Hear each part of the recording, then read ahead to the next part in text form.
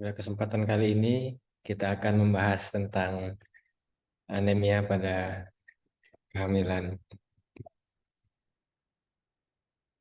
Dan yang pertama, seperti yang kita tahu bahwa definisi anemia dalam kehamilan adalah kondisi ibu dengan kadar hemoglobin di bawah 11 gram per desiliter pada trimester 1 dan 3 atau kadar hemoglobin kurang dari 10,5 pada trimester kedua.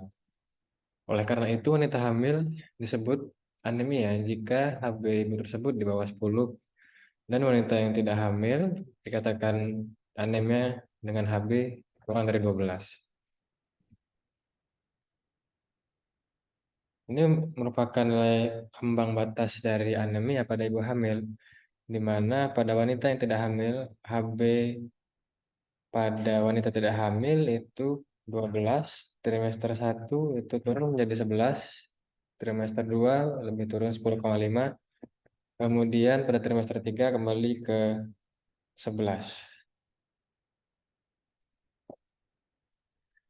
Jadi ini merupakan perubahan kadar HB pada ibu hamil di mana pada trimester 1 kadar HB menurun, di mana terjadi hemoglobin antara janin dan ibu sehingga konsentrasi yang paling rendah adalah terjadi pada trimester ketiga sekitar umur kehamilan 30 minggu.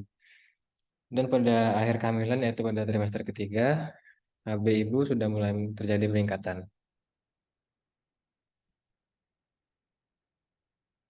Ini merupakan kebutuhan zat besi dalam kehamilan, di mana selama periode kehamilan itu kebutuhan maternalnya dari 1 sampai minggu ke-9 adalah 100 mg, kemudian kebutuhan feto plasenta itu 40 mg. Dan pada setiap hari yang tidak hamil, hariannya hanya 1,4 sampai dengan 10 sampai 12, di mana terjadi kebutuhan yang meningkat pada ibu hamil. Zat besi ini sangat dibutuhkan untuk ibu hamil agar tidak terjadi anemia. Kemudian sebagian besar wanita mengalami anemia selama kehamilan, baik di negara maju maupun berkembang.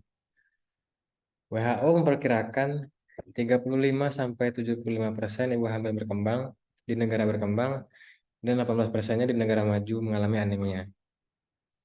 Banyak di antara mereka anemia yang sebelum hamil, yaitu 43 di negara berkembang dan 12 di negara maju.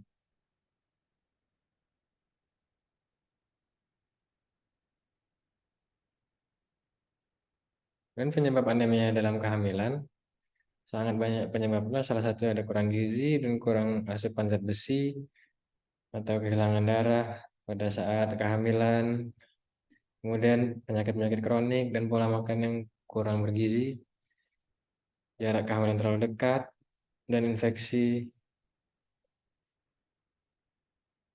Nah, ini merupakan susunan komposisi makanan pada ibu hamil. Jadi nutrisi itu penting selama kehamilan seiring pertambahan usia kandungan. Maka kebutuhan gizi ibu hamil akan meningkat terutama setelah memasuki kehamilan trimester kedua, sebab pada saat itu pertumbuhan janin berlangsung cepat, terutama perkembangan otak dan susunan saraf pusat.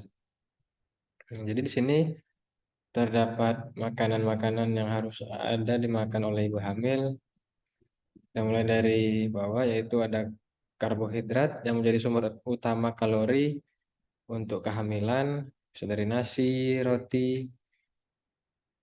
Kemudian yang kedua itu ada sayur dan buah-buahan, di mana sayur dan buahan tersebut merupakan kaya zat besi sehingga untuk membentukkan hemoglobin dan mencegah kehamilan anemia, anemia pada kehamilan. Kemudian lagi itu protein. Protein itu bisa dibagi menjadi dua, hewani dan nabati, di mana sumber kalori itu penting untuk janin sehingga pertumbuhan jaringan plasenta, dan ibu hamil itu kurang lebih membutuhkan 60 gram protein lebih tinggi daripada sebelum hamil. Kemudian yang terakhir itu suplemen dan zat besi, di mana suplemen itu dibutuhkan antara vitamin B1, B2, asam folat, sehingga ibu hamil tersebut tercegah dari anemia. Menurut WHO, anemia ibu hamil adalah kondisi ibu dengan kadar Hb yang kurang dari 11 gram per desiliter. Dibagi lagi menjadi anemia ringan, sedang, dan berat. Jadi pengaruh anemia pada kehamilan. Jadi pengaruh anemia pada kehamilan ini bisa menyebabkan keguguran pada janin. Kemudian bisa menyebabkan kelahiran yang belum cukup bulan atau prematur. Kemudian persalinan yang lama akibat kelelahan otot rahim yang disebut inersia uteri. Kemudian meningkatkan risiko perdarahan pasca melahirkan karena tidak ada kontraksi dari otot rahim. Sehingga bisa menyebabkan shock dan menyebabkan anemia berat. Kemudian pengaruh anemia pada bayi itu bisa menyebabkan kematian pada janin, kemudian lahir prematur, lahir berat badan bayi rendah, kemudian dapat menjadi cacat bawaan sehingga cadangan besi pada janin berkurang. Dan ini sudah dijelaskan tadi bahwa pada anemia pada saat partus, hingga ibunya tidak memiliki tenaga dan perdarahannya jadi banyak sehingga akan menjadi shock. Dikasih pada janin, dapat terjadi prematur, atau garis skor yang rendah atau terjadi gawat janin. Kemudian bahaya anemia pada trimester 2 dan 3 dapat terjadi partus prematurus imminent atau yang biasa kita sebut PPI, kemudian perdarahan antepartum, gangguan pertumbuhan janin dalam rahim, asfiksia, kemudian bayi lebih mudah tergampang infeksi, dan bisa menyebabkan gangguan jantung hingga kematian pada ibu. Bahaya saat persalinan di mana gangguan mengedan pada ibu, jalan lahir yang tidak bisa membuka karena ibu tidak kuat. Di kala satu dapat berlangsung lama dan tidak menambah pembukaan, kala dua sehingga melelahkan bagi ibu. Kemudian jika di kala tiga dapat diikuti dengan retensi plasenta atau plasenta tidak lahir. Kemudian kala empat dapat terjadi perdarahan postpartum akibat dari atonia uteri. Kemudian bahaya anemia pada masa nifas yaitu dapat menyebabkan subevolusi uterus yang menimbulkan perdarahan postpartum karena kurangnya kontraksi dan uterusnya masih tidak menjepit pembuluh darah di uterus. Kemudian membuat lebih rentan infeksi, ASI yang berkurang, kelainan jantung. Ini pengaruh anemia, kehamilan, persalinan dan nifas tentunya akan meningkatkan morbiditas dan mortalitas maternal dan perinatal. Ini pencegahan anemia defisiensi besi pada kehamilan karena sebagian wanita hamil cenderung defisiensi besi, maka kebutuhan besi ini akan ditambah. Pencegahan dapat dilakukan dengan suplemen besi 60 mg dan asam folat 400 mikrogram per hari. WHO menganjurkan memberikan 60 mg besi selama 6 bulan untuk memenuhi kebutuhan fisiologis selama kehamilan.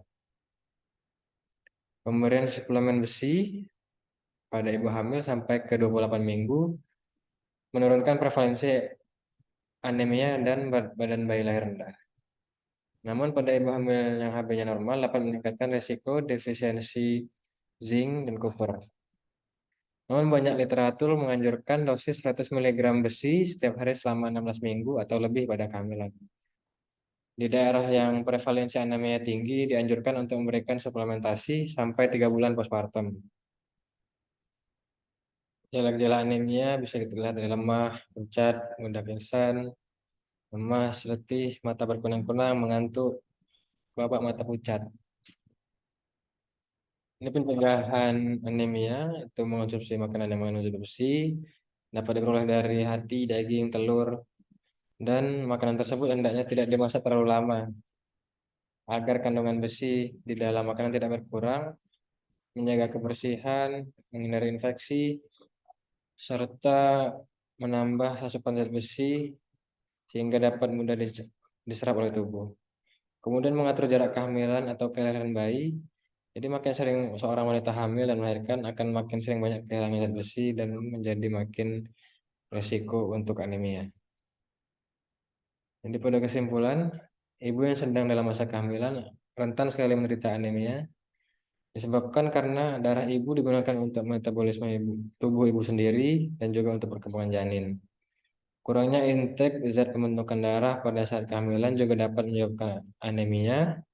Penyakit anemia herediter yang sudah ada sebelumnya juga akan memperparah anemia pada ibu hamil. Anemia dapat berakibat buruk bagi proses kehamilan dan juga perkembangan janin.